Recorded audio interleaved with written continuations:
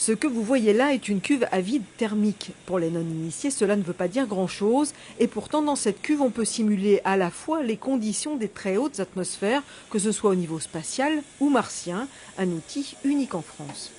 On peut reconstituer quasi parfaitement l'atmosphère qui règne sur Mars et y tester les futurs instruments spatiaux qui partiront sur Mars. Il y en a très peu dans le monde qui peuvent simuler l'atmosphère martienne. Un peu plus loin, ce que l'on appelle un pot vibrant qui lui sert à tester les différentes parties des satellites pour vérifier, lors de leur lancement dans l'espace, qu'ils supporteront bien les vibrations. Actuellement, l'on peut voir en essai une antenne pour un radar martien. Ici, des bouées instrumentées qui seront déployées dans l'océan Arctique dans le cadre de l'étude du changement climatique. 25 seront assemblées sur site. Là, encore une autre innovation, un mur d'image immersif. Ce mur sert actuellement à faire de la modélisation 3D et du tracking avec des données qui viennent de différents laboratoires. En ce moment, l'étude d'interaction des vents solaires sur le champ électromagnétique terrestre.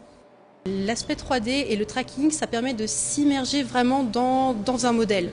Quand on a un écran, un petit écran de PC, de bureau ou même d'ordinateur, on n'a pas la notion vraiment, on n'a pas le rendu, autant de rendu que dans le réel. Là, on est vraiment, c'est comme si on se baladait dans l'espace et qu'on peut plonger à l'intérieur. Ça donne vraiment une nouvelle vision de la modélisation et ça permet d'en déduire beaucoup plus de choses.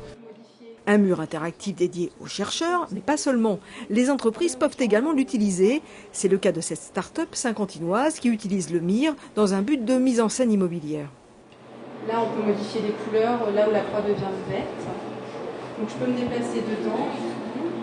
Le mur est à disposition de n'importe qui aimerait vraiment... Évidemment, le principal, c'est scientifique.